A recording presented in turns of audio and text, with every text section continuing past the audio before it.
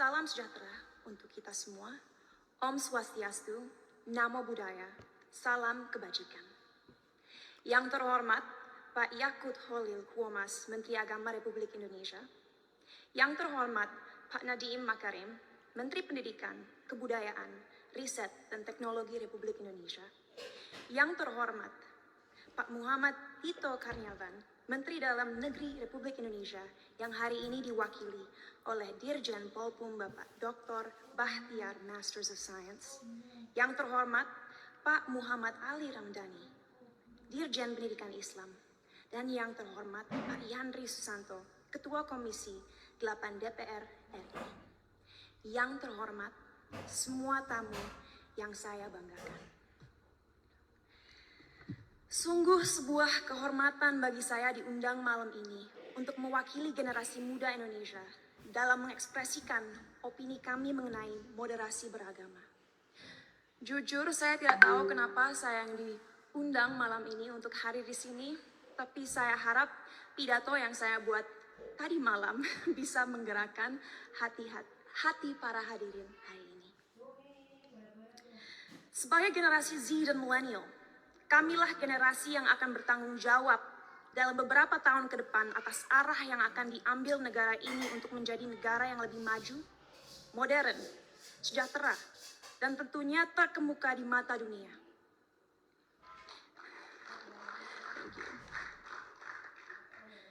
Tapi nilai-nilai apa saja yang harus kita terapkan kepada masyarakat Indonesia agar mimpi-mimpi ini bisa terrealisasi?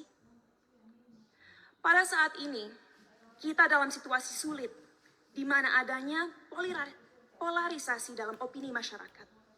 Terlihat jelas bahwa adanya ketidaksepakatan tentang apa yang dibutuhkan negara ini agar bisa benar-benar menjadi kesatuan yang kuat. Dalam satu sisi, generasi muda sekarang mempunyai keinginan besar untuk mempromosikan budaya dan identitas bangsa. Kami percaya akan pentingnya untuk negara-negara di luar sana melihat potensi, keunikan, dan kehebatan negara ini. Tapi di sisi lain, sampai detik ini, kita semua masih sering berkelahi dan menjatuhkan satu sama lain hanya karena perbedaan ras, suku, dan terutama agama. Bagi saya pribadi, hal tersebut sungguh ironis. Karena bukankah pasal 1 dari Undang-Undang PNPS mengatakan bahwa adanya 6 agama utama di negara ini? Bukankah moto negara ini Bhinneka Tunggal Ika, yaitu berbeda tapi satu? Tapi mengapa walaupun dengan fondasi negara yang begitu memeluk perbedaan dan toleransi, tetap saja masih ada konflik?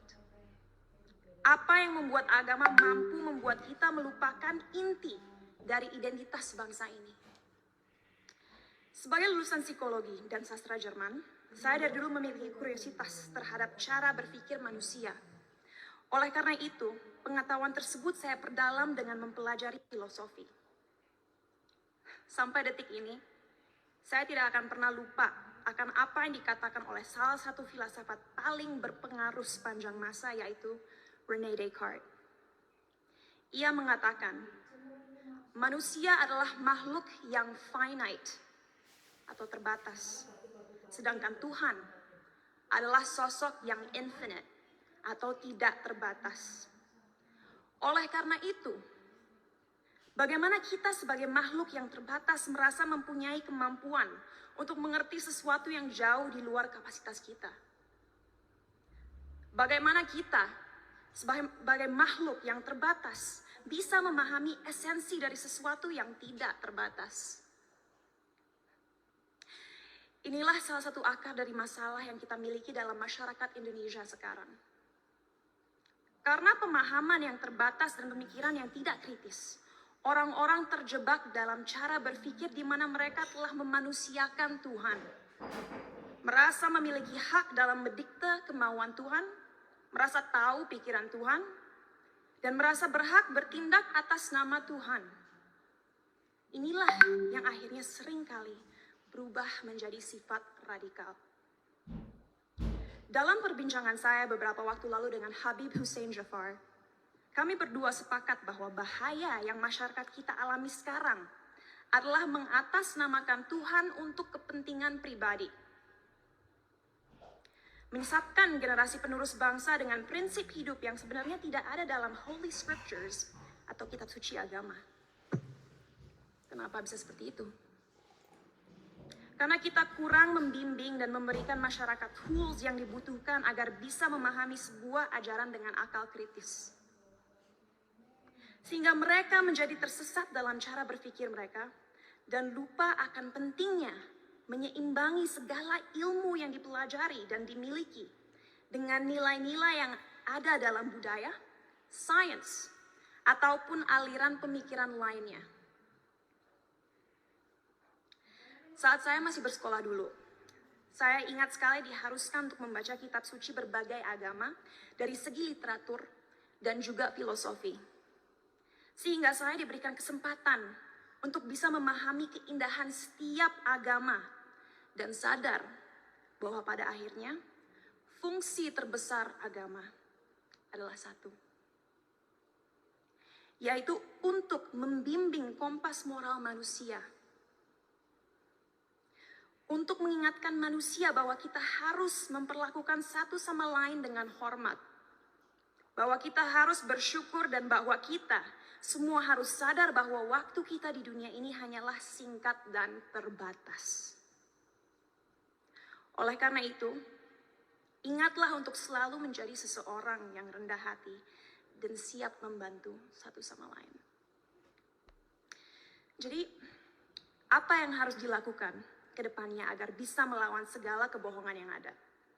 Apa yang kita bisa lakukan untuk memberdayakan rakyat bangsa ini? Saya rasa jawabannya cukup jelas. Satu, penting sekali kita segera mengingatkan kembali saudara-saudara kita akan indahnya, kayanya, dan uniknya budaya-budaya yang kita miliki di negara ini. Sejak usia dini penting kita mengenalkan budaya negara ini tidak hanya di sekolah, tapi juga melalui media dan semua platform digital yang ada. Sebuah hal yang krusial untuk disadari bagi generasi muda akan relevannya budaya kita di dunia yang semakin modern. Our culture is cool, not old school.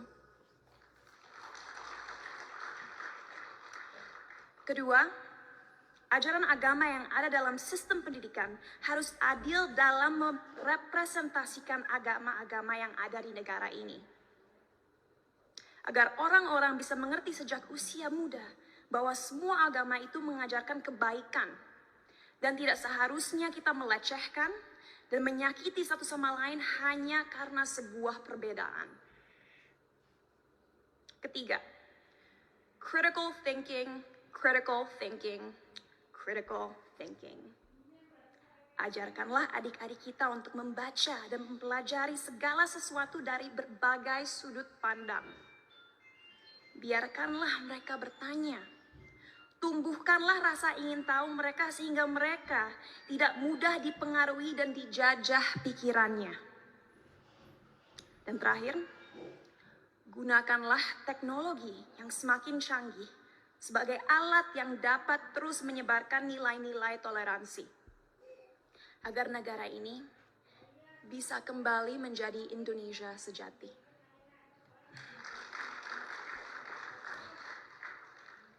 Sebagai penutup, saya ingin membacakan quote berikut.